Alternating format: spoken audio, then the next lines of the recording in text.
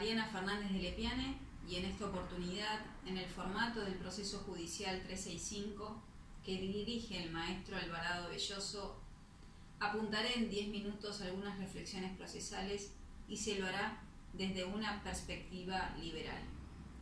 La construcción de un modelo de proceso judicial no puede dejar afuera el tema crítico que abordaré.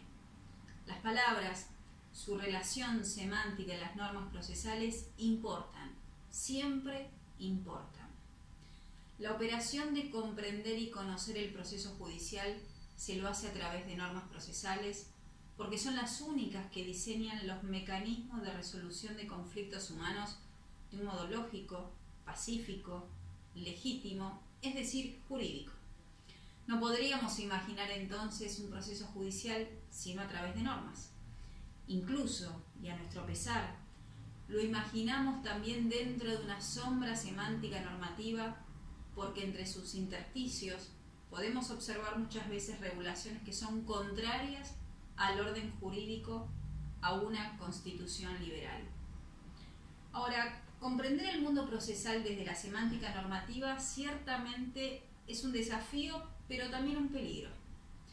Un desafío porque el acto de comprensión del proceso judicial desde las codificaciones se nos presenta como una suerte de simulador de vuelo que nos entrena para distintas incidencias judiciales, aunque de un modo abstracto, que al compararlas con la realidad judicial vemos una gran diferencia entre esos perfectibles simuladores que colman nuestro intelecto y nuestro imaginario y la inexorable, casi inevitable, mediocre y empequeñecida realidad procesal. Y el desafío entonces es superar esa diversidad episódica de contingencias procesales ante la insuficiencia y deficiencia normativa. Pero también se presenta un peligro, ese instrumento semántico de las codificaciones que se proyectan en los operadores jurídicos determinan jerarquizaciones entre los sujetos, infunden un peso ideológico y psicológico de cómo se debe procesar, moldeando nuestra visión y la mirada epistémica del proceso judicial, aún pudiendo estar en contradicción con normas superiores, haciéndonos creer y convenciéndonos también desde la propia ley el modo, forma, tiempo y concepto en que se debe procesar, incluso y aún en transgresión a las garantías constitucionales por aplicar viejos resabios inquisitoriales. Y todo esto considerando que las codificaciones son elaboradas desde la propia autoridad estatal, que presta el servicio de justicia al ciudadano y que éste debe someterse para resolver sus diferendos jurídicos si lo quiere hacer pacíficamente. Veamos unos ejemplos de esta tensión que se presenta en el campo de batalla judicial. El artículo 34 del Código Procesal Civil de la Nación de la Argentina, incluso el artículo 80 de la Ley de Procedimiento Laboral, faculta al juez investigar, probar, interrogar a testigos, peritos y las partes procesales. Se faculta al juzgador realizar una de las primordiales actividades procesales que son y debieran ser exclusivamente derechos y garantía de las partes y no deberes, menos aún atribuciones del juzgador. Porque se impone normativamente que se debe probar e interrogar de un modo jerarquizante, en estado de superioridad, como si las partes fueran inferior al juez, por ser él el que mejor seleccionará en algún momento del proceso, si lo necesitara, el modo y medio que debe probar los hechos que no conoce, pero que sí presume a priori de su sentencia. De manera que si al juzgador se le atribuye la función de probar, investigar y hasta de interrogar, va implícito el contenido discriminatorio jerarquizante que se prescribe y adscribe el legislador desde la propia norma procesal. Y este es uno de los ejercicios jurisdiccionales más poderosos, porque normativamente se revelaría que la verdad procesal se obtendrá a través de la investigación y de la interrogación de la autoridad estatal, por ser la más confiable, y por eso es verticalizante. Y este fue un viejo sistema de enjuiciamiento que aplicó durante siglos la Inquisición tanto en Europa como en Latinoamérica. Como si el juzgador debiera probar lo que necesitara saber y escuchar, hechos presumidos por él pero no afirmados o no acreditados por las partes.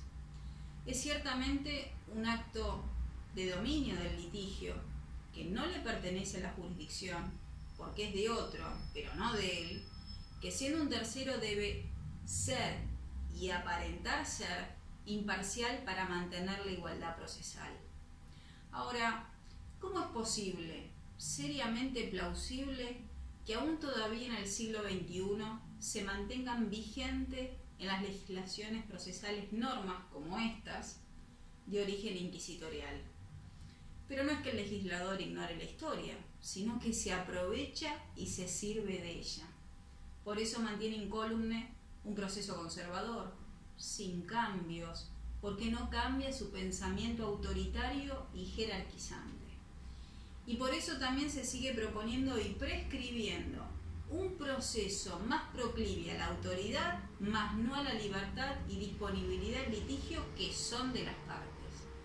Se propone, desde ese viejo proceso conservador, ser más benévolos, con apercibimientos y sanciones, que benévolo con mecanismos autocompositivos, que es el único que propende el grado máximo de paz social, aceptando, no a su pesar, aplicar más caducidades aún a riesgo de una posible arbitrariedad y desigualdad, incluso justificándola, porque esas sanciones pueden alcanzar buenos fines procesales, ya que, como decía Franz Klein, el proceso es un mal en sí mismo.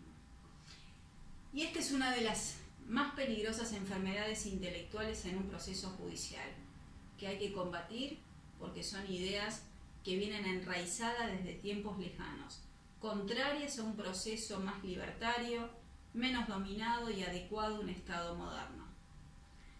Y hoy tenemos un ejemplo, que es el contraejemplo de estas codificaciones. Me refiero al proyecto de Código Modelo para la Justicia No Penal de Latinoamérica, que en sus artículos 59 y 60 le prohíbe expresamente al juez realizar actividades probatorias y mantenerse en absoluta independencia, imparcialidad y lealtad y diligencia con los litigantes.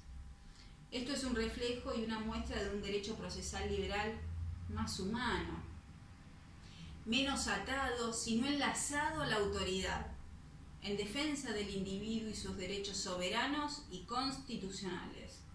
Y en este proyecto de código se diseña un juez más pequeño en el proceso, con recortadas y limitadas actividades, para que sea más eficaz, para que juzgar no ponga en riesgo su imparcialidad, y que en vez de ahogar derechos y garantías de las partes, las debe estimular.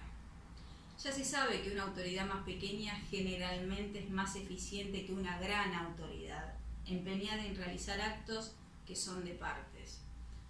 Y con esto no se está intentando suprimir la actividad de la jurisdicción, sino reducirla para que sea fuerte y eficaz.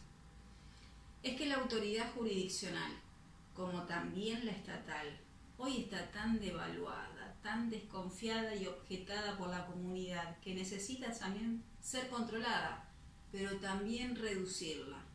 Quedó atrás el mito de la sabiduría, de la impoluta y absoluta imparcialidad.